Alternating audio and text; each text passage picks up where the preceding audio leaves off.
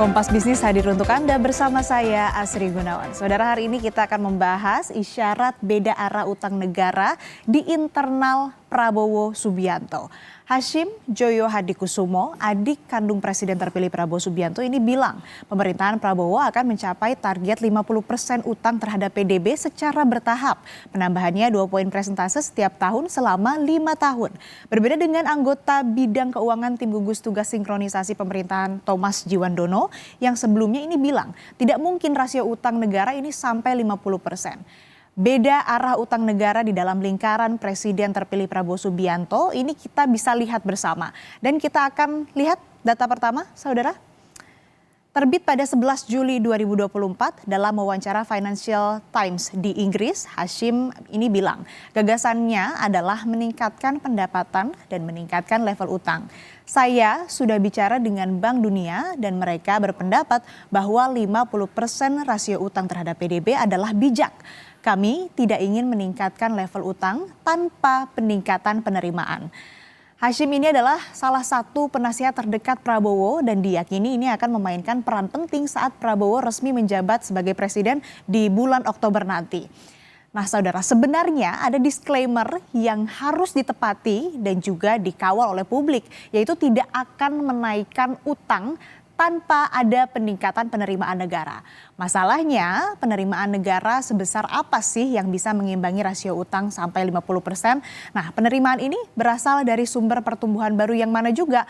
Apa parameter yang logis? Apa parameter logisnya? Ini bahwa kenaikan utang tidak berbahaya bagi kesehatan APBN. Nah, nanti kita akan gali lagi, kita akan bahas lebih lanjut bersama dengan ekonom tapi di segmen selanjutnya. Karena saudara, Dana Moneter Internasional atau IMF ini pernah bilang Indonesia adalah salah satu negara dengan tingkat pendapatan terhadap PDB terendah di Asia Tenggara, yaitu 14%. Pajak sebagai sumber penerimaan utama, rasionya juga stagnan rendah.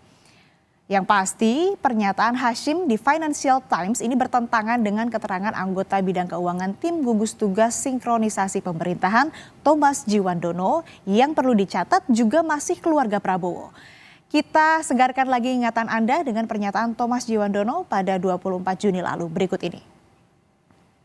Juga ingin menekankan bahwa Presiden terpilih komit terhadap defisit atau target defisit yang akan disepakati oleh pemerintah sekarang dan DPR.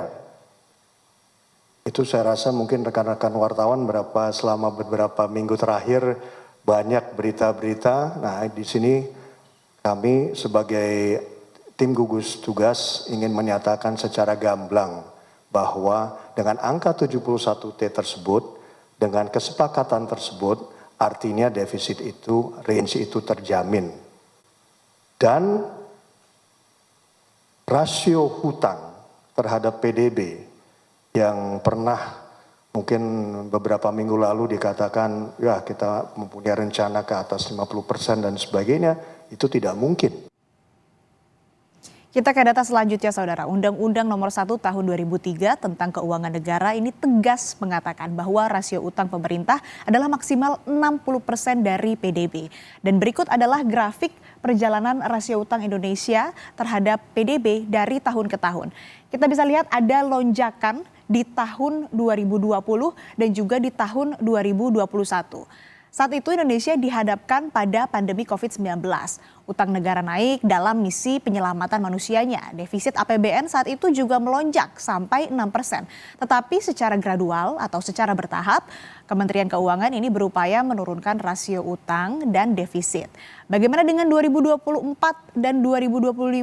2 tahun ini krusial bagi Indonesia. Utang ini akan dibawa kemana? Kalau mengambil pernyataan Kemenkyu dan Badan Perencanaan Pembangunan Nasional, tahun ini rasio utang terhadap negara ditargetkan 38,2%. Sedangkan tahun depan ini akan naik menjadi 39,7% sampai 40%. Apakah pernyataan Hashim berkaitan dengan janji kampanye? Program Prabowo Gibran yaitu makan siang bergizi gratis juga sebenarnya sudah dijamin dapat pendanaan sebesar 71 triliun rupiah. Hanya saja memang sumbernya nih yang belum dipaparkan secara jelas akan berasal dari mana. Dalam konteks utang, apa yang diwariskan Jokowi untuk Prabowo? Kita lihat data berikutnya. Nah, ini adalah profil utang jatuh tempo di tahun 2024 dan tahun 2025. Tahun ini Indonesia punya utang jatuh tempo sebesar 434,29 triliun.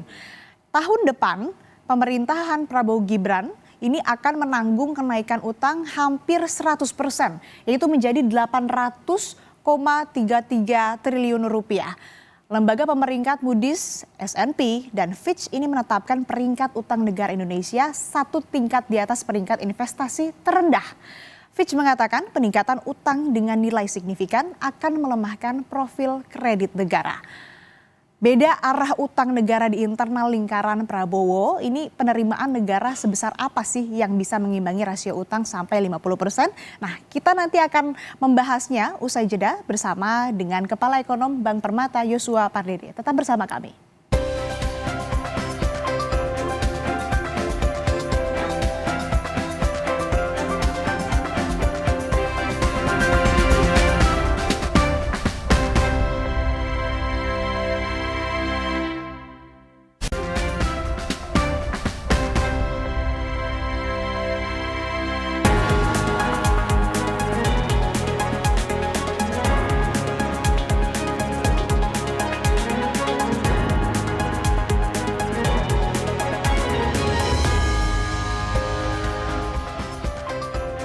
Kompas Bisnis masih kembali untuk Anda bersama saya Asri Gunawan dan kita masih akan melanjutkan ulasan tentang perbedaan arah utang negara di dalam lingkaran Presiden terpilih Prabowo Subianto. Dan saat ini Kompas Bisnis sudah bersama dengan Kepala Ekonom Bank Permata Yosua Pardede. Mas Yosua, selamat pagi. Selamat pagi Asri. Mas, ini kan build confidence investor yang seharusnya dilakukan oleh pemerintahan yang baru. Tapi masalahnya adik Prabowo, Hashim ini menegaskan akan ada kenaikan 2 poin persentase setiap tahun sampai rasio utang menyentuh 50% terhadap PDB. Sedangkan di tim transisi yaitu Thomas Jiwandono ini bilang tidak mungkin utang sampai 50% PDB. Lalu bagaimana market atau investor memaknai perbedaan di internal Prabowo Gibran ini? Ya, saya pikir memang sejak kalau kita lihat mendengar dari bulan Juni lalu ya, berita ini sudah mulai dikonfirmasi oleh tim ekonomi dari Prabowo Gibran sendiri dan sebenarnya ini berita ini muncul lagi ya dari komentar dari Pak Hashim ya. Dan menurut saya sebenarnya market juga cenderung agak menjadi bingung ya dengan adanya dua pernyataan yang berbeda dari pihak yang sama gitu ya, sehingga tentunya yang perlu harus diklarifikasi adalah ke depannya bahwa komunikasi dari pemerintahan berikutnya ini harus satu arah ataupun satu suara ya, agar tidak memberikan ketidakpastian kepada investor, khususnya investor asing. Karena pada akhirnya pada saat tidak ada konfirmasi ataupun konfirmasi yang formal ataupun yang jelas dari pemerintah, tentunya ini akan memberikan akan bisa menurunkan persepsi dari sisi investor asing sendiri. Dan ini sudah kita lihat sendiri bahwa di bulan Juni lalu terlihat jelas ya bahwa investor asing keluar dari pasar obligasi, sehingga tentunya diharapkan bahwa kedepannya kejelasan terkait dengan arah fiskal pemerintah kedepannya harus benar-benar diklarifikasi dan juga dikonfirmasi dan juga dikomunikasikan dengan baik oleh pemerintah berikutnya kepada semua kalangan, baik kepada media dan juga kepada investor, sehingga harapannya ini tidak memberikan kesimpang siuran ya khususnya terhadap isu fiskal ini. Ya, memang kan dari awal tahun juga rupiah ini sudah terdepresiasi ya, bahkan sampai 5% begitu. Lalu apakah rasio utang sampai 50% PDB ini masih prudent? Gini Mas Joso, bukankah debt monetization hanya dilakukan pada kondisi yang mendesak seperti COVID kemarin? Kalaupun ini dilakukan, bukankah mengacaukan target inflasi Bank Indonesia juga? Ya, sekalipun memang Undang-Undang Keuangan Negara menyebutkan bahwa maksimum ya ambang batas dari rasio utang itu adalah 60% terhadap PDB. Namun demikian tentunya di sisi yang lain undang-undang tersebut pun juga memagari dengan batas defisit fiskalnya adalah 3% terhadap PDB. Artinya pada saat untuk mencapai kalau sekiranya defisit fiskalnya tetap dijaga di bawah 3%, mestinya ambang 60% itu pun juga tidak akan terlewati ya. Dan yang terlebih terpenting lagi adalah menurut pandangan kami adalah bagaimana produktivitas dari utang itu sendiri ya pada saat pemerintah memutuskan untuk melebarkan defisit fiskalnya, defisit APBN-nya. dasarnya apa ya? Apakah memang belanjanya ini diperuntukkan untuk hal-hal yang produktif yang bisa menggerakkan ekonomi kerakyatan, yang bisa menciptakan lapangan pekerjaan, ya, bisa menumbuhkan UMKM, tentunya itu akan bisa berdampak positif pada pertumbuhan ekonomi. Karena pada akhirnya investor pun juga akan mempertimbangkan bagaimana arah apa namanya fiskal dari pemerintah suatu negara, ya, tentunya dengan produktivitasnya. Ya, kalau utang itu meningkat tapi pertumbuhan ekonominya segitu-segitu aja, saya pikir tentunya ini akan dipertanyakan oleh investor. Ya, jadi pada akhirnya tentunya kita akan melihat bahwa kalau menurut hemat kami sebenarnya 3% itu tetap akan, menurut kami mestinya tetap akan dipertahankan karena itu mencerminkan fiskal yang prudent. Dan di sisi yang lain pun juga tentunya bagaimana dengan fiskal 3% itu, defisit 3% itu, saya pikir masih banyak yang bisa kita upayakan ya untuk bisa mendorong pertumbuhan lebih tinggi lagi tanpa harus terlalu agresif ya mengejar pertumbuhan di tengah kondisi globalnya pun juga situasi juga tidak memungkinkan seperti saat ini. Tentunya kita lebih, menurut pandangan saya, tetap kita perlu memprioritaskan prinsip prudence ataupun prinsip kehati-hatian dalam kebijakan fiskal dan kebijakan moneter untuk bisa tadi mereduksi apabila terjadi faktor-faktor yang bisa menyebabkan instabilitas ya, khususnya yang bisa disebabkan oleh faktor geopolitik ataupun faktor globalnya. Ya, sebagai penegasan Mas Joshua, jadi kalau rasio utang ini mencapai 50%, artinya defisit fiskal ini tidak mungkin terjaga di level 3%? Saya pikir memang seperti itu ya. Artinya kalau 50% rasio utang tersebut itu tercapai, artinya kemungkinan besar defisit fiskalnya pun juga harus akan melewati 3%. Dan oleh sebab itu perlu ada revisi Undang-Undang Keuangan Negara. Dan oleh sebab itu pun juga lebih lanjut lagi, hal ini pun juga ada apa namanya, ada apa kebijakan politiknya ya. Artinya dalam hal ini tentunya akan didiskusikan lagi nanti kepada DPR. Dan saya pikir sejauh ini kita telah melihat ya bahwa selama 10 tahun terakhir ini ya defisit fiskal kita kecuali pada saat pandemi ini tetap dijaga 3% dan bahkan pada saat pandemi sekalipun ya pemerintah saat ini bisa menunjukkan bahwa defisit sudah kembali di bawah 3% bahkan sebelum waktu ataupun batas maksimumnya. Jadi artinya ini memberikan mengonfirmasi lagi bahwa dan ini diapresiasi oleh investor asing. Jadi oleh sebab itu untuk mempertahankan kepercayaan investor, khususnya investor asing, pemerintah berikutnya pun juga harus lebih berhati-hati dalam artian menetapkan arah fiskal dan juga memberikan komunikasi yang jelas ya terkait dengan kebijakan ke depannya.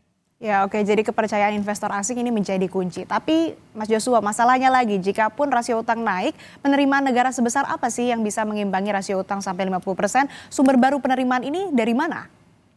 Ya, kalau kita melihat saat ini untuk rasio perpajakan kita kurang lebih sekitar 10%, dan ini saya pikir memang relatif lebih rendah ya, misalkan dengan beberapa negara di kawasan, dan juga kalau kita bandingkan dengan apa namanya, misalkan negara Brazil sekalipun 15%, ya China masih 14%, Meksiko pun juga 14%, jadi jauh lebih tinggi dibandingkan rasio pajak Indonesia saat ini sekitar 10,3%. Oleh sebab itu menurut hemat kami tingkat rasio saya pikir perlu ditingkatkan lebih dari 15% ya, untuk 15 sampai dengan 20% baru kita mulai mempertimbangkan untuk bisa meningkatkan belanja ataupun meningkatkan defisit ya, agar tadi supaya tetap bahwa apa namanya fiscal rule ini ataupun batas fiskal ini, defisit fiskal ini tetap terjaga di bawah 3% ya. Jadi artinya dalam artian bahwa kalau rasio perpajakan kita meningkat, tentunya diharapkan akan bisa untuk belanjanya pun juga akan ada ruang untuk peningkatan, tapi tetap dijaga di bawah 3%. Nah, oleh sebab itu saya pikir perlu ada peningkatan dari sisi perluasan wajib pajak ya. Dalam hal ini kita melihat bahwa ada banyak beberapa sektor, karena kalau kita lihat sektor informal di Indonesia ini masih mendominasi dan masih belum apa namanya memiliki NPWP, misalkan UMKM itu masih banyak sekali. Dan di samping itu pun juga saya melihat bahwa ada potensi penerimaan perpajakan khususnya dari ekonomi baru ya, misalkan dari sisi carbon tax ya, pajak karbon ini saya pikir masih bisa dioptimalkan.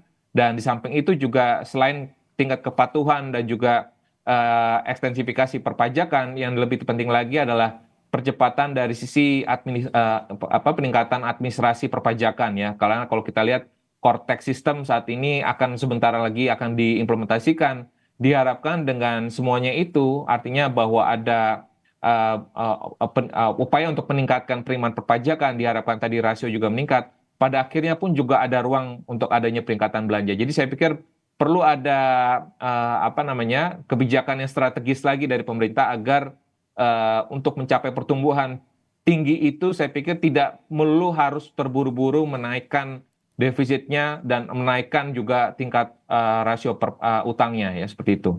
Ya, oke. Jadi sumber penerimaan baru ini bisa dari kebijakan strategis, kemudian juga perluasan wajib pajak tadi. Lalu ini mampukah pemerintahan Prabowo Gibran 2 tahun ke depan ini mencapai pertumbuhan ekonomi 8%, seperti yang disebutkan oleh Prabowo dalam Qatar Economic Forum?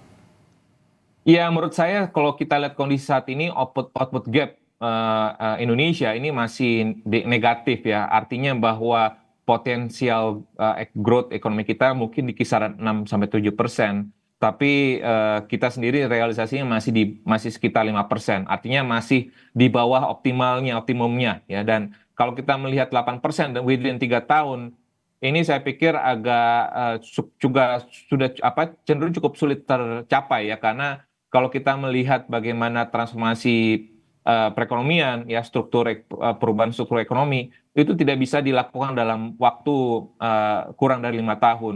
Artinya ya memang harus ada pekerjaan besar dari pemerintah ya untuk mencapai 8% tersebut. Tapi menurut hemat saya dengan kondisi global ya, ketidakpastian global, higher for longer dari suku bunga Amerika, lalu juga slower for longer juga dari pertumbuhan ekonomi China, ini tentunya memberikan tambahan PR baru lagi. Artinya ada faktor lain yang tidak bisa kita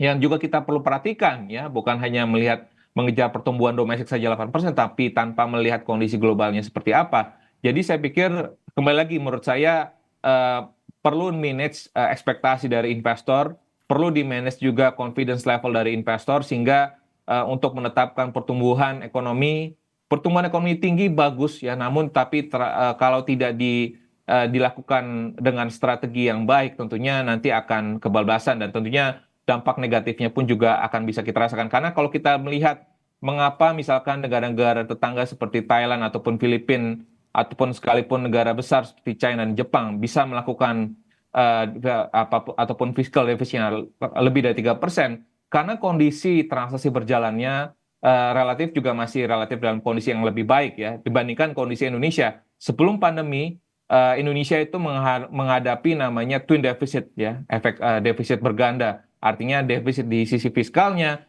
dan di sisi lain pun juga defisit di transaksi berjalan.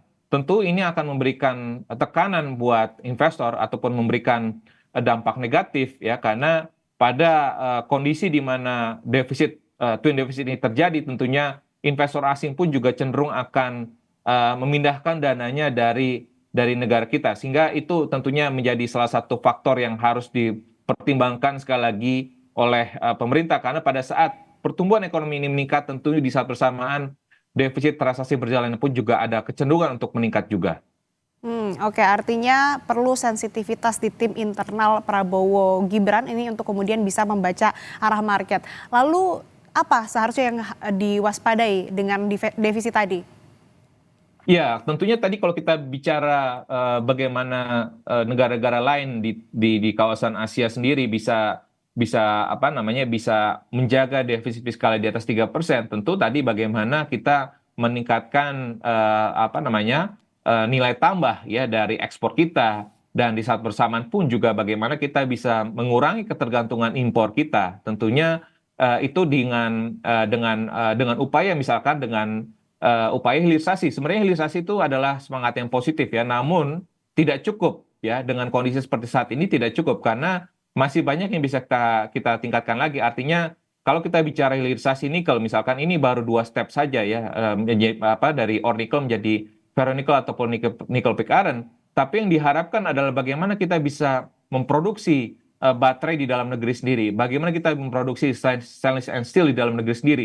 Jadi proses end to end dari ore nikel sampai dengan end produknya itu bisa terjadi di dalam negeri sendiri. Itu saya pikir yang akan bisa meningkatkan nilai tambah dari ekspor, dan di saat bersamaan pun juga jadinya kita akan bisa mengurangi ketergantungan impor ya, yang sekali lagi kita masih mengimpor bahan baku ataupun material itu dari luar negeri, sehingga itulah yang harus kita benahi terlebih dahulu.